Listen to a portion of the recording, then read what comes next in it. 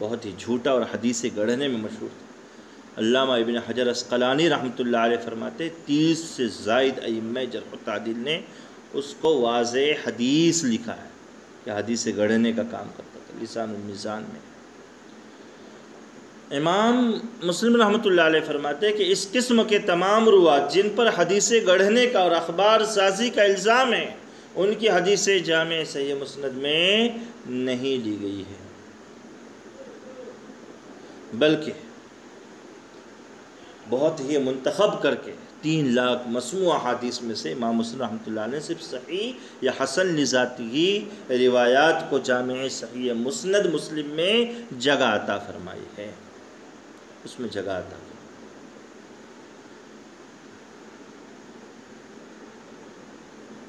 سابقہ شرائط کے مطابق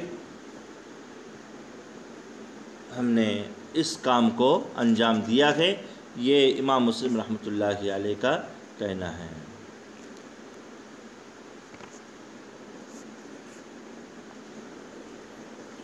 اسی طرح جس راوی کی مرویات پر منکر یا غلط احادیث کا غلبہ ہے، من الغالب علی حدیثہ المنکر او الغلط، تو اس کی روایتوں کو بھی درج کرنے سے ہم نے احتیاط برتا۔ وعلامۃ المنکر فی حدیث المحدث اذا ما عرضت روایته للحدیث على روایت غیرہ من اہل الحفظ والرضا خالفت روایته روایتهم او لم تکد توافقها، فاذا كان الاغلب من حدیثه كذلك كان مهجور الحدیث غیر مقبوله ولا مستعمله۔ فمن هذا الضرب من المحدثين عبد الله بن محرر ويحيى بن أبي أنيسة والجراح بن منهال أبو العطوف وعباد بن كثير وحسن بن عبد الله بن ضميرة وعمر بن الصهبان ومن نحى نحوهم في رواية المنكر من الحديث فلسنا نعرج على حديثهم ولا نتشاغل۔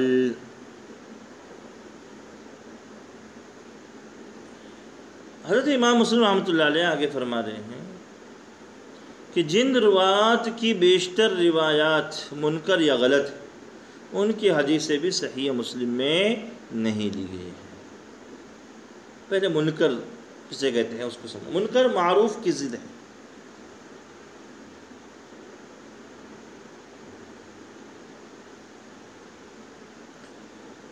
منکر کہتے ہیں کہ اگر ضعیف راوی کا بیان ثقہ راوی کے خلاف ہے روایت کے باب میں، تو ضعیف راوی کی جو روایت ہے اس کے جو الفاظ ہے اسے منکر، اور ثقہ راوی کی روایت کو معروف کہا جائے گا۔ دوسری تعریف یہ ہے کہ اگر کسی حدیث کا کوئی راوی ضعیف ہو اور وہ حدیث کی روایت میں اکیلا ہے تو اس کی روایت کو منکر کہتے ہیں، اور خود اس ضعیف راوی کو بھی منکر کہتے تھے۔ میں نے پہلے زمانے میں ضعیف کا لفظ ضعیف جدہ کے معنی میں استعمال ہوتا ہے۔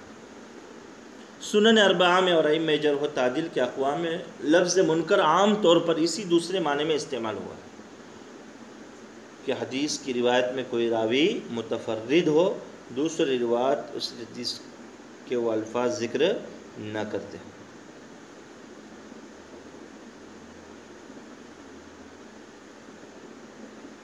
امام مسلم رحمۃ اللہ علیہ ارشاد فرما رہے وعلامۃ المنکر، کسی حدیث کے منکر ہونے کی علامت یہ ہے کہ اگر اس روایت کا معتبر حفاظ حدیث کی روایات سے موازنہ کیا جائے تو قطعاً اس کے مخالف، اس سے مختلف ہو، او لم تکد توافقها، یا بمشکل ہی موافقت اور مناسبت ہو سکے۔ جس راوی کی بہت سی مرویات اس قسم کی ہوں گی وہ متروک الحدیث، ناقابل اعتبار، اور اس کی مرویات ناقابل قبول ہوگی۔ اب ان کی مثالیں دے دی ہیں، یہ جو منکر اور ضعیف جو روات ہیں ان کی مثالیں امام مسلم رحمۃ اللہ علیہ پیش کر رہے ہیں۔ جیسے عبداللہ ابن محرر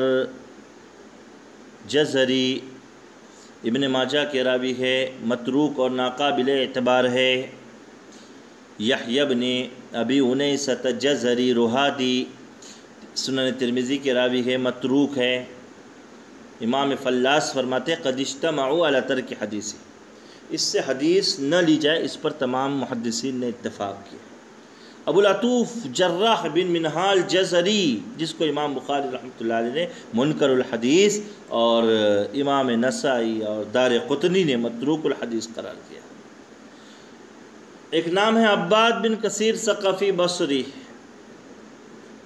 جو سنن ابو داؤد اور سنن ابن ماجہ کے راوی ہیں۔ حسین بن عبداللہ بن ضمیرہ حمیری مدنی متروک الحدیث اور کذاب ہے۔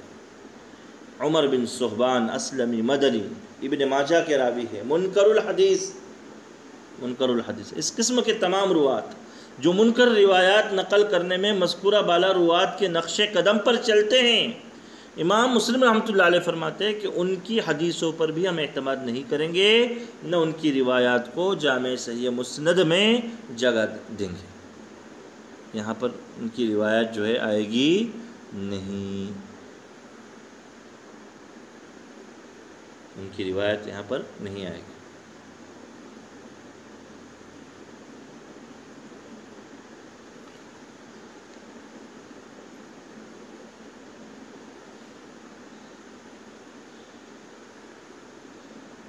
لأن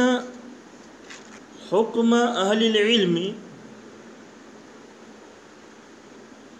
والذي يعرف من مذهبهم في قبول ما يتفرد به المحدث من الحديث أن يكون قد شارك الثقات من أهل العلم والحفظ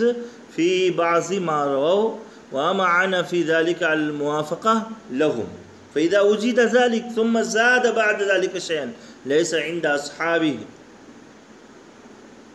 قبلت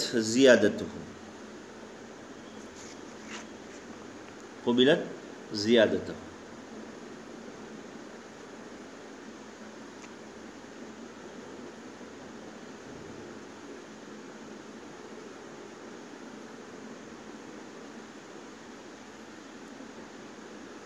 فأما من تراه يعمد مثل الزهري في جلالته وكثرة أصحابه الحفاظ المتقنين لحديثه وحديث غيره إلى آخره۔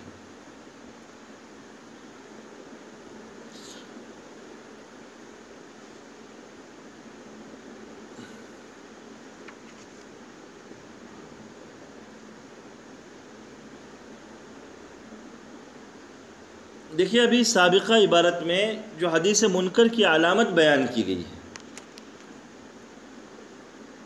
کہ اگر راوی کی روایت کا ثقہ حفاظ کی روایت سے مقابلہ کیا جائے تو قطعاً ثقہ کے مخالف یا بہت مشکل سے موافق ہو سکے گی۔ اس پر یہ سوال یہ ہوتا ہے کہ پھر اصول حدیث میں جو ضابطہ بیان کیا جاتا ہے کہ ثقہ کی زیادتی معتبر ہے، اس کا کیا مطلب؟ کیونکہ جب ہر راوی کی حدیث کا مقابلہ کر کے دیکھا جائے گا تو موافقت کی صورت میں تو زیادتی کا تحقق ہی نہیں ہوگا، اور مخالفت کی صورت میں اس کو منکر قرار دیا جائے گا،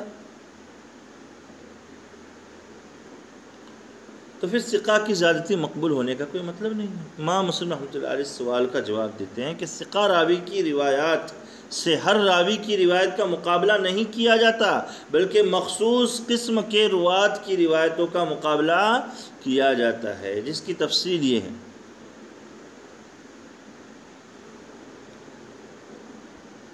اگر راوی دوسرے ثقہ روات کے ساتھ کسی استاد سے روایت کے نقل کرنے میں شریک رہا ہو، عام طور پر اس کی روایات اور ان کی روایات کے ساتھ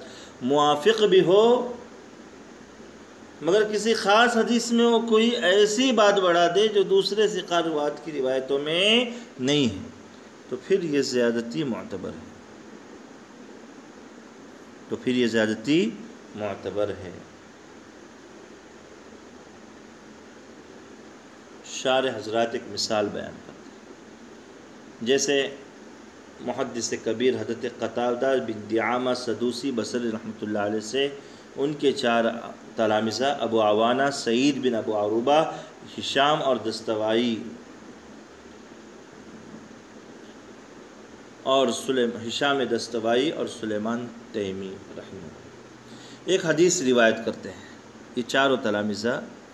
حضرت قتادہ بن دعامہ سے ایک حدیث نقل کرتے ہیں، جس کو حضرت قتادہ یونس بن جبیر سے اور حضرت حتان بن عبداللہ رقاشی سے اور وہ حضرت ابو موسیٰ اشعری سے روایت کرتے ہیں، جس کو امام مسلم رحمۃ اللہ صحیح میں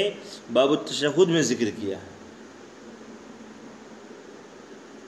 اس حدیث میں سلیمان تیمی وَإِذَا قَرَأَ فَأَنصِتُوا، جب امام قرآن پڑھے تو تم خاموش رہو کا اضافہ کرتے ہیں۔ یہ زیادتی باقی 3 ساتھیوں کی روایت میں نہیں ہے، مگر چونکہ سلیمان تیمی اپنے تینوں ساتھیوں کے ساتھ حضرت قتادہ سے روایت کرنے میں شریک لیتے ہیں اور ان کی روایات کے ساتھ عام طور پر موافقت ہوتی ہے، اس لیے سلیمان تیمی کی یہ زیادتی معتبر ہے۔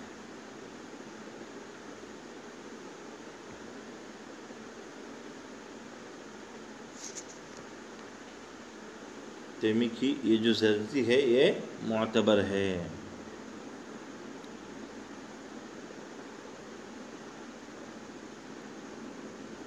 ثقہ راوی کی جو یہ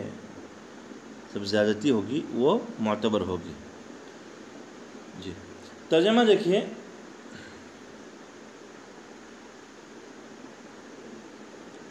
اس لیے کہ محدثین کا جو فیصلہ اور ان کا جو مشہور مسلک ہے اس حدیث کو قبول کرنے کے سلسلے میں، جس کا راوی متفرد ہے، وہ یہ کہ راوی ثقہ حفاظ محدثین کے ساتھ شریک رہا ان کی بعض مرویات میں، اور اس نے انتہائی جد و جہد کی ہو ان کی موافقت کرنے میں۔ تو جب کوئی راوی ایسا ثابت ہو جائے پھر وہ کوئی زائد بات بیان کرے جو اس کے ساتھیوں کی روایت میں نہ ہو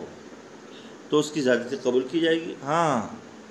وہ راوی جسے دیکھ رہے ہیں کہ وہ امام زہری رحمۃ اللہ علیہ جیسے محدث کا قصد کرتا ہے جلالت شان میں اور شاگردوں کی کثرت میں جو حفاظ حدیث ہے، اور ان کی اور دوسرے محدثین کی روایت کو نہایت درستگی کے ساتھ بیان کرتے ہیں، یا وہ حضرات جو ہشام بن عروہ رحمہ اللہ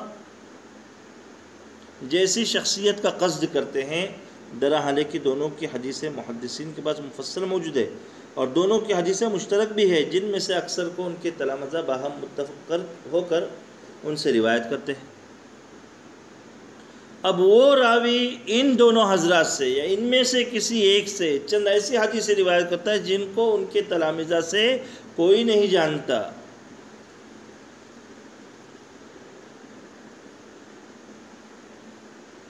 اور وہ راوی ان تلامذہ کے ساتھ ان کی صحیح روایت نقل کرنے میں شریک بھی نہیں رہا ہے،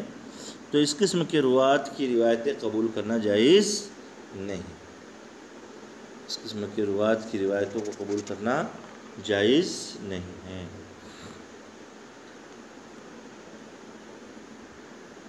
آگے فرما رہے ہیں امام مسلم رحمۃ اللہ علیہ، قد شرحنا من مذهب الحديث وأهله بعد ما يتوجه به من أراد سبيل القوم ووفق لها، وسنزيد إن شاء الله تعالى شرحا وإيضاحا في مواضع من الكتاب عند ذكر الأخبار المعللة إذا أتينا عليها في أماكن التي يليق بها الشرح والإيضاح إن شاء الله۔ روات حدیث کی تیسری قسم یعنی ضعیف روات کے سلسلے میں بحمداللہ اب تک اتنی بات سامنے آ چکی ہے کہ اگر کوئی شخص محدثین کا راستہ طریق اپنانا چاہے تو اسے کچھ نہ کچھ رہنمائی مل سکتی ہے، اسے کچھ نہ کچھ من اراد سبیل القوم، اگر کوئی شخص محدثین کا راستہ اپنانا چاہتا ہے تو اسے کچھ نہ کچھ رہبری مل سکتی ہے، اسے کچھ نہ کچھ ہم یہ مضمون امام مسلم رحمۃ اللہ علیہ فرماتے ہیں، اب ہم یہ مضمون یہاں سمیٹ رہے ہیں، آگے اسی مقدمے میں اگر اللہ نے چاہا تو اس سلسلے کی مزید باتیں ضعیف روات اور روایتوں کے بیان یہ موقع جو ہے آگے آتے رہیں گے انشاءاللہ تعالی۔